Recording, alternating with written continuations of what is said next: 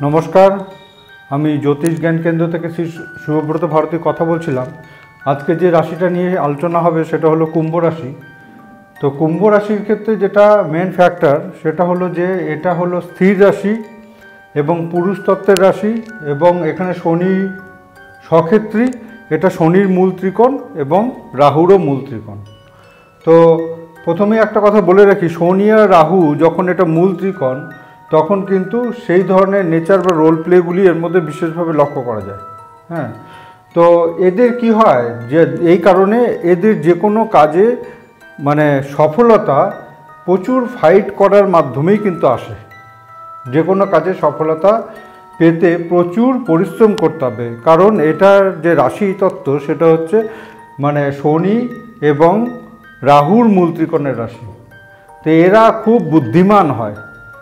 বুদ্ধিমান কেন হয়? কারণ যেহেতু এটা রাহুর মূল ত্রিকোণের রাশি, রাহু হচ্ছে ব্রেন ওয়ার্ক ম্যাক্সিমাম পরিমাণ করতে পারে।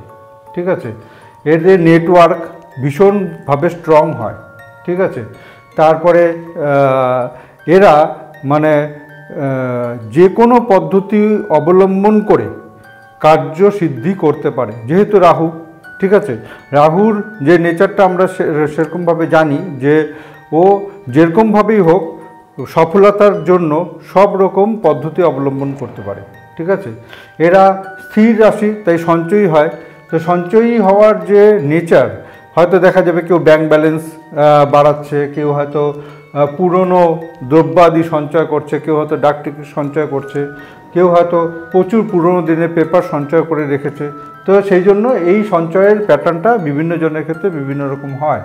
ঠিক আছে, কেউ হয়তো অনেক দিনের পুরনো খবরের কাগজ সঞ্চয় করে রেখেছে, কেউ হয়তো অনেক পুরনো গল্পের বই সঞ্চয় করে রেখেছে, অনেকে হয়তো পুরনো জামা কাপড়ও সঞ্চয় করে রাখে।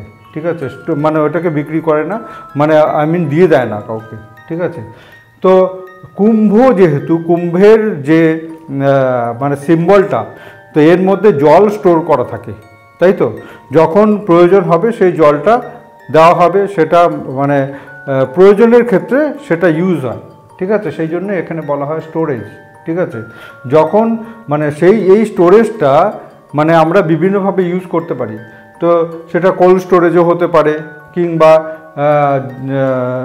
যে সমস্ত ক্ষেত্রে বিভিন্ন ধরনের স্টোরিংয়ের দরকার হয়, যেমন গোডাউনের দরকার হয়, তো সেটা হচ্ছে এই রাশিতে যদি দশম স্থান পড়ে তখন এরা এই স্টোরেজের কাজের সাথে যুক্ত হতে পারে।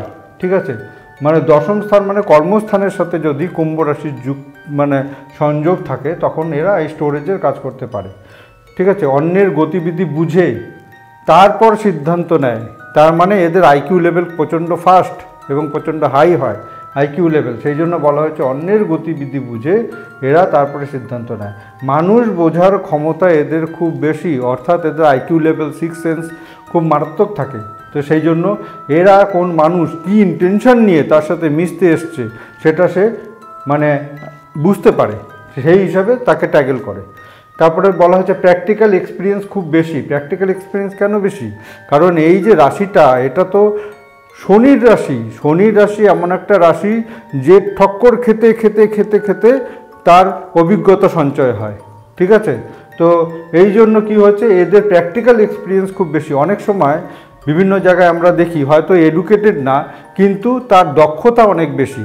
ঠিক আছে, হয়তো স্কিল মানে সে লং টাইম ধরে কাজের সাথে যুক্ত থাকতে থাকতে এমন একজন ভালো টেকনিশিয়ান তৈরি হয়েছে, এমন একজন ভালো অভিজ্ঞ ওয়ার্কার তৈরি হয়েছে, যার বুকিশ নলেজ আছে, যার ডিগ্রি আছে, তার থেকেও ভালো প্র্যাকটিক্যাল এক্সপিরিয়েন্স যাদের রয়েছে, সে হচ্ছে স্যাটার্ন।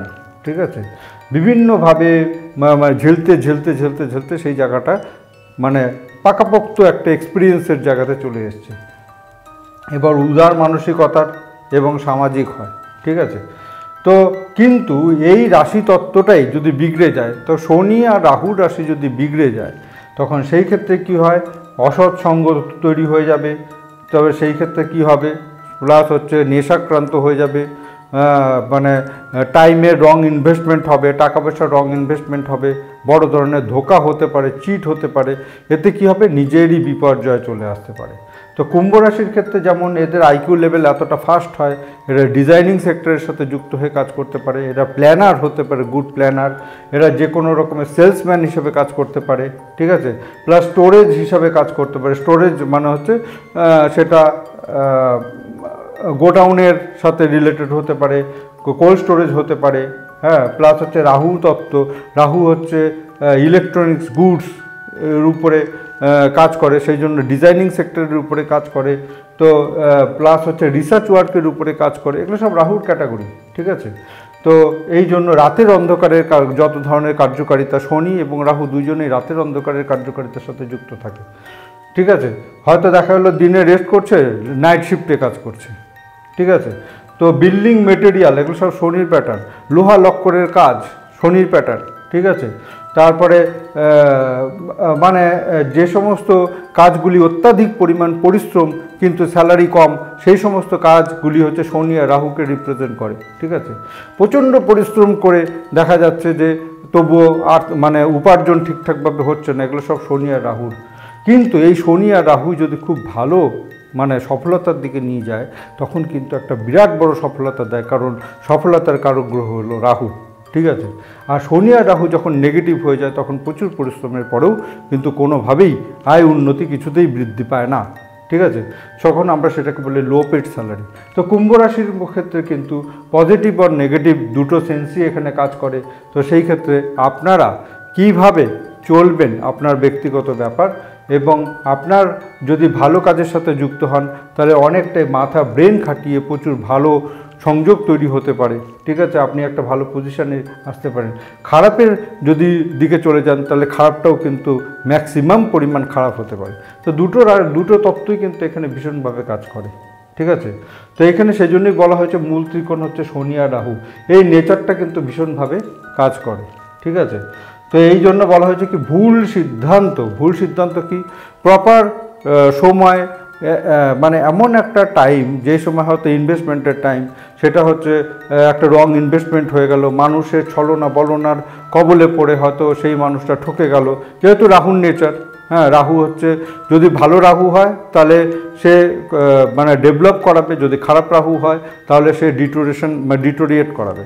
তো এইখানে যেটা হচ্ছে যদি খারাপ রাহু হয়ে থাকে তাহলে রং ইনভেস্টমেন্ট, অসৎসঙ্গ, মানে এমন একজন বন্ধু সে হয়তো এমন একটা প্রজেক্টে টাকা লাগালো, দেখা সেই টাকাটা জলে চলে গেল, অসৎসঙ্গ হয়ে গেল। এমন একটা বন্ধু সঙ্গ যেখান থেকে হয়তো ডে বাই ডে আমি খারাপ পথে চলে যাচ্ছি। তো এগুলো সব শনি রাহুর কম্বিনেশন, ঠিক আছে। শনি রাহুর কম্বিনেশনে তন্ত্রমন্ত্রের ক্রিয়া ভীষণভাবে হয়, ঠিক আছে। সুতরাং এই রাশির ক্ষেত্রে কিন্তু তন্ত্রমন্ত্রের ক্রিয়া চলে আসা ভীষণভাবে ইন্ডিকেশন কিন্তু রয়েছে। তো যাই হোক, এটা হলো একটা সিম্পল অ্যানালাইসিস। তো আবার যদি ভিডিও আপনাদের ভালো লেগে থাকে তাহলে অবশ্যই লাইক করবেন, শেয়ার করবেন। নমস্কার।